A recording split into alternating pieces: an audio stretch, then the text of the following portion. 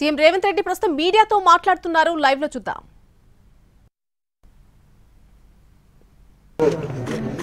శ్రీనివాస్ రెడ్డి గారు, బలరాం నాయక్ గారు, రామచంద్ర నాయక్ మేమందరం కలిసి ఆ చనిపోయిన కుటుంబాన్ని వాళ్ళని పరామర్శించి వాళ్ళ కుటుంబానికి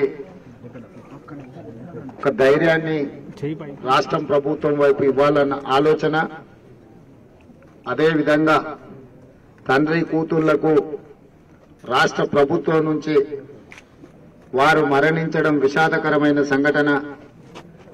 ఇప్పుడు వాళ్ళ తల్లి మాత్రమే ఉండడం, వాళ్ళ అబ్బాయి మిగిలినరు. చనిపోయిన వాళ్లకు 5 లక్షల రూపాయల ప్రకారం ఒక 10 లక్షల రూపాయలు ఆ కుటుంబానికి ఇవ్వడమే కాకుండా ఆ కుటుంబానికి ఇల్లు కట్టుకోవడానికి కూడా ఇబ్బందికర పరిస్థితి ఉంది. ఎంబడే సంబంధిత కలెక్టర్కు మంత్రివర్యులు శ్రీనివాస్ రెడ్డి గారికి ఆదేశాలు ఇవ్వడం జరిగింది.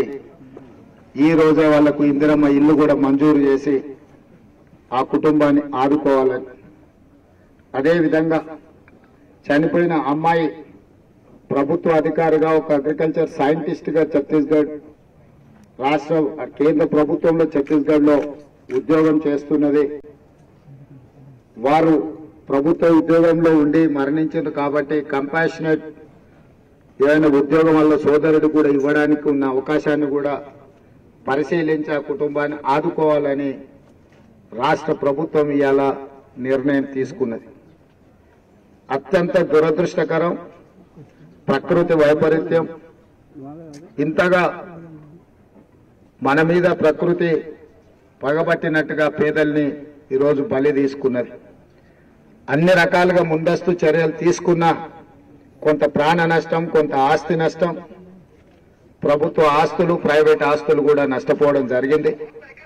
అందుకే ఈరోజు మంత్రివర్గ సభ్యులందరూ రాష్ట్ర ప్రభుత్వ అధినేతగా గ్రామీణ ప్రాంతాలలో ముఖ్యంగా గిరిజన సోదరులు తండాలలో జరిగిపోయిన నష్టాన్ని వ్యక్తిగతంగా చూడడం ద్వారా వాళ్ళని సంపూర్ణంగా ఆదుకోవాలన్న ఆలోచనతోటి ఈరోజు ప్రభుత్వమే ఇక్కడికి కదిలి వచ్చింది.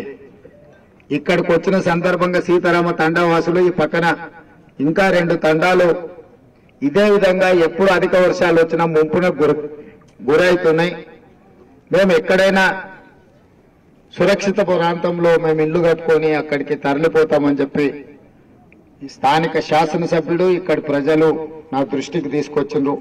నేను కలెక్టర్ గారికి ఆదేశాలు ఇస్తున్నా. ఈ 3 తండాలను ఒకే దగ్గర ఒక పెద్ద గ్రామ పంచాయతీగా నిర్మించడానికి స్థలాన్ని, అదేవిధంగా దానికి సంబంధించిన లేఅవుట్, వాళ్ళందరూ కూడా అందరు గిరిజనులే కాబట్టి వాళ్ళందరికీ కూడా ఇందిరమ్మ ఇండ్లు మంజూరు చేస్తే వాళ్ళందరూ కూడా అక్కడ నివసించడానికి, వాళ్ళకు అవసరమైన కాలనీ నిర్మించడానికి అవకాశం ఉంటుంది. కాబట్టి నేను ఇన్ఛార్జ్ మినిస్టర్ శ్రీనివాస్ రెడ్డి గారికి, జిల్లా మంత్రి సీతక్కకు, కలెక్టర్ గారికి, సంబంధిత అధికారులకు నేను సూచన చేస్తున్నా.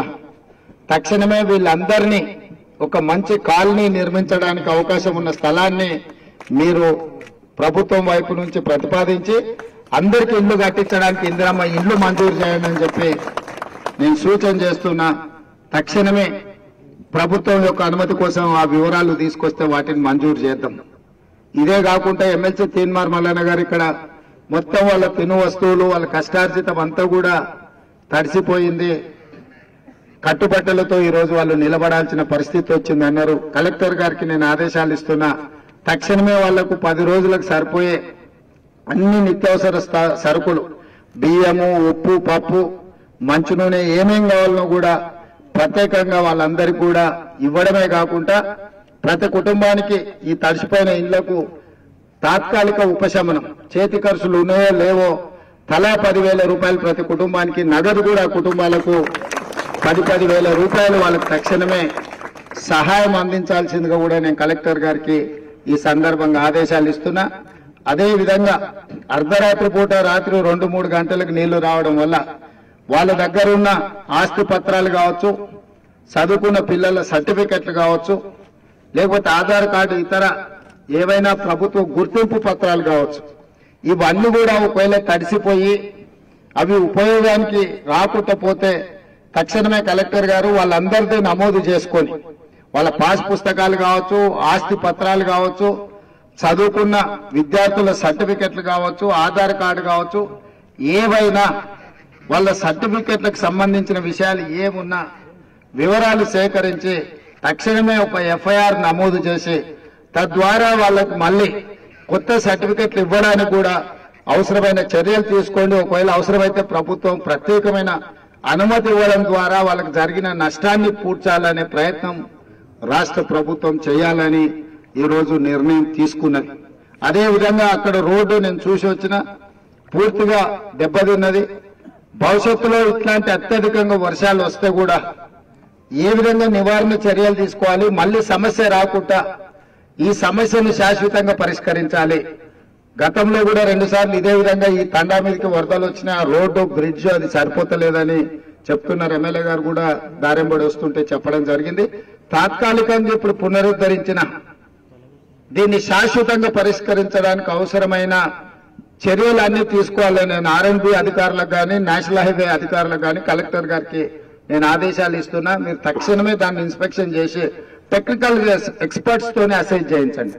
ఇరిగేషన్ తోని ఎంత వాటర్ అవుట్ఫ్లో ఉంది, పైన ఉన్న చెరువులు ఏంటివి, ఒకవేళ చెరువులు తగినప్పుడు ఇక్కడికి వచ్చే నీటి ఉధృతి ఏంటి కూడా మీరు పరిగణలోకి తీసుకోండి. ఎందుకంటే ఆ ఫ్లో స్మూత్ గా పోయిన ఉంటే ఇంత ప్రభావం వచ్చుండేది కాదు. ఊహించని సంఘటన అయినా ఇప్పుడు మన దృష్టికి వచ్చింది కాబట్టి ఇప్పుడు నిర్మించుకోబోయే బ్రిడ్జ్ కానీ, అక్కడ పెట్టే కల్వర్ట్స్ కానీ, ఆ రోడ్డు నిర్మాణాన్ని కూడా మళ్ళా భవిష్యత్తులో ఇట్లాంటి సమస్య ఉత్పన్నం కాకుండా దాన్ని శాశ్వతమైన పరిష్కారంగా ఇక్కడ ఉన్న అన్ని పరిస్థితులను అంచనా చేసుకొని ఎక్స్పర్ట్స్ కమిటీ రిపోర్ట్ తీసుకొని తక్షణమే వాటిని పునరుద్ధరించడానికి కూడా చర్యలు తీసుకోవాల్సిన అవసరం ఉన్నది. ఎందుకంటే ఒకసారి సమస్య వచ్చినప్పుడు మళ్ళీ తాత్కాలికంగానే దాన్ని ఏదో చేయాలనే ప్రయత్నం చేస్తే మళ్ళీ ఆ సమస్య మళ్ళీ ఒకసారి వచ్చే అవకాశం ఉంటుంది. కాబట్టి తప్పకుండా దాన్ని పూర్తి స్థాయిలో అదేవిధంగా రైతులకు పంట ఏదైతే ఇప్పుడు ఈ నీళ్లు వచ్చి వరద వచ్చి ఇసుక మేటలు పేరి ఏదైనా నష్టం వస్తే కూడా నరేష్ అని కూడా చెప్తా ఉండే ఇక్కడ మొత్తం పొలాలలో ఇసుక మేటలు పేరినాయని ప్రతి ఎకరాకు 10,000 రూపాయలు ఆ రైతులను ఆదుకోవడానికి కూడా ఇవాళ నిర్ణయం తీసుకున్నాము.